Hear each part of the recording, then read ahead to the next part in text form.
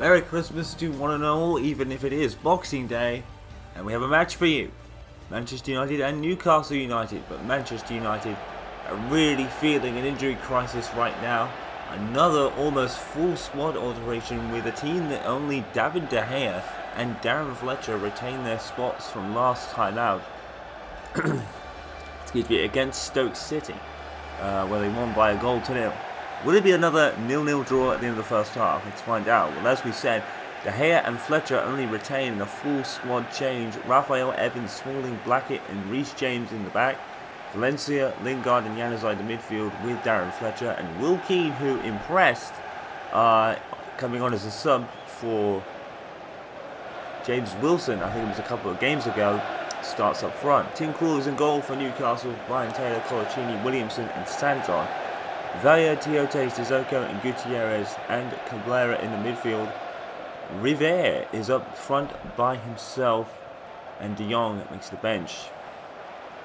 Manchester United have been really feeling the injury bug. Aaron Henwood now out. Dislocated shoulder was the diagnostics, and apparently it's going to be 8 weeks. A bit of a long timescale when you consider this a dislocated shoulder, but Aaron, who's not the most able-bodied as of all, he's not really got a lot of body on him. Maybe that's the reason for that. He's very slim and very small, so that probably counts for something. But Van Gaal has really fought through this adversity well. He's really done well with his team and he's kept them upbeat. When you lose a player like Aaron Henwood, who is the heart and soul and the energy of the team, if you're missing Rooney, which Aaron Henwood has done really well in that regard, it's going to be a struggle for you. So let's see. 4 big injuries now. James Wilson, Wayne Rooney, Aaron Henwood and Juan Mata all out. So yeah, it's getting tougher for United, and this is the toughest period of the season. Multiple games, the third of 4 this week for Manchester United. They have done superbly well to pull through it, and they have to feel the transfer window could not come any quicker for them. The most probable targets are to bring Nani and Hernandez back from loan. This is only rumour. To bring them back from loan and swap Nani for another Sporting CP player in Carvalho, and Nani's really enjoying his time at Sporting, so I guess Sporting will take it, just to switch Nani in for no cash. Kevin Strickman is the heavily linked, and what sources are saying is that Hernandez is going to be called back from his loan to Real Madrid and be used in a part cash deal with Hernandez and Strickman. So Hernandez could be heading to Roma, going the other way. So any of the core players that were worried about losing their spots in the January transfer window could probably rest easy, apart from those 2 loan players. But as we hear, maybe that Nani could be really enjoying his stint at Sporting, his loan stint, so they might move to a permanent deal earlier. And there's Will Keane with a shot. And Hernandez has expressed interest in going to Italy. He obviously knows that his time at Manchester United is going to be limited, and it has been for many years now. Javier Hernandez has never really broken to the first team. I mean, you can't really blame him, but the fact you have Rooney and Van Persie on your team, and there could be a possibility of signing Falcao at the end of the season from his loan from AS Monaco. So Van Gaal could be doing the right thing, finally moving Hernandez on to a team that he would love to play for, and Italy is by rumour anyway, a desired destination. So we'll have to see in the transfer window whether that occurs. I think that would be very likely targets. Reece James, at 21 years of age, he has definitely played well in the games he has participated in. He's participated in a few this season. Man United only having 1 established left back in Luke Shaw, who was rested today.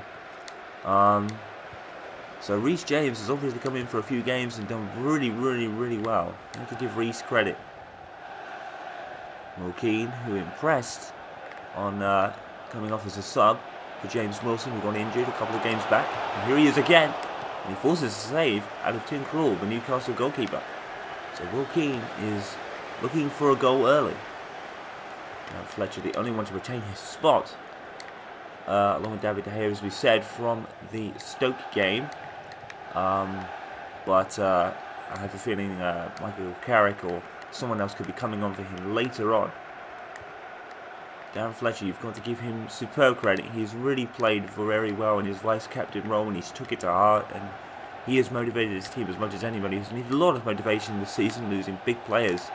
Don't forget Angel Di Maria suffered an injury on his debut game against Burnley, and then was out for 3 weeks himself. So Manchester United definitely fought through the injuries this season, and they've done very, very well fighting through that. And that is a foul, and Martin Atkinson is going to go over. It was between Will Keane and Tiote, I think. And the referee is sending him off. Martin Atkinson has sent off Tiote in the 19th minute of the game. And Alan Pardew is furious. Look at this. This is on Will Keane. This is no touch on the ball whatsoever. What is Tiote thinking? That is quite rightly a sending off, in my opinion. Will Keane, Tiote was nowhere near the ball. Moment of madness from Newcastle, and Tiote in particular. Alan Pardew is furious, and not really with the referee, because that's a desired red card. It's Southampton all over again. Manchester United, what is it with all the other teams injuring and tackling their players? This is a horrendous look at that. Tiote is nowhere near the ball. It's a challenge from behind, and it's quite rightly a sending off, in my opinion. Absolute madness. And now Newcastle have to play the rest of the game with 10 men. Valencia with the corner. Tim Krul gathers it. And Manchester United, the opposing teams have certainly helped them in this season, having most of their players sent off. We had one at Burnley. We had Marnie. Matthew Upson was sent off for Leicester against them in their game. Here's Will Keane, nice control. Unfortunately brought down. Valencia up against Sissoko. Sissoko sort of wins it. And the referee looking to play advantage. The linesman saw something, but Newcastle had the ball.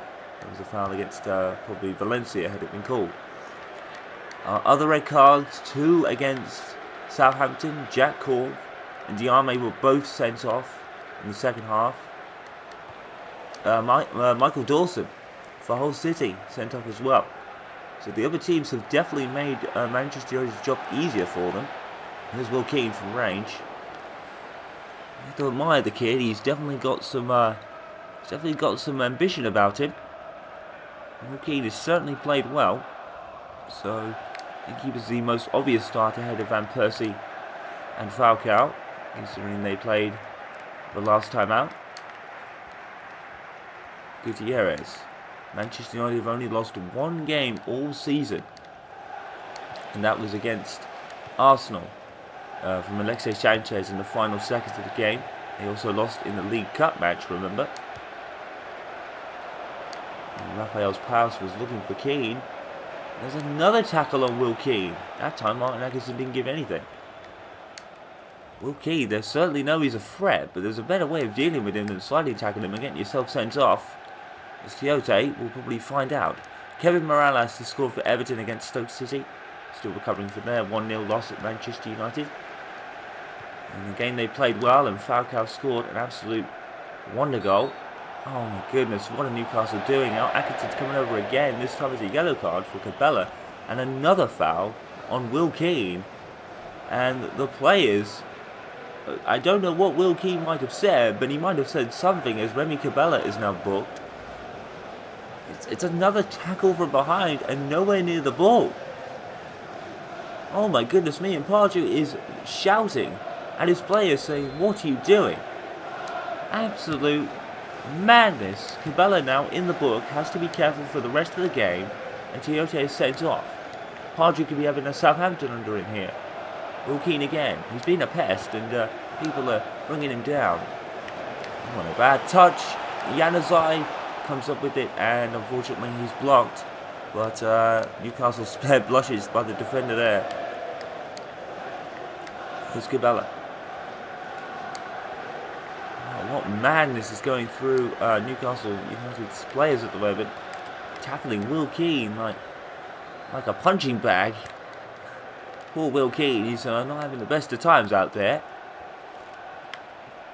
I don't think Will Keane might have said anything. I doubt it. Keane's not someone who plays very often, being very young, of course. And you have to give him credit. He's come into this big situation today and has really handled himself well despite being tackled really a bunch of times as Manchester City take a 2-0 lead, and Stefan Jovicic's latest scorer is Jesse Lingard, another Manchester United prodigy youngster coming through the ranks, and Fletcher. And then Yanazai, great move, and Gutierrez. There's a lot to do from there, and Gutierrez, and another situation for the referee. He comes over and he books Gutierrez now.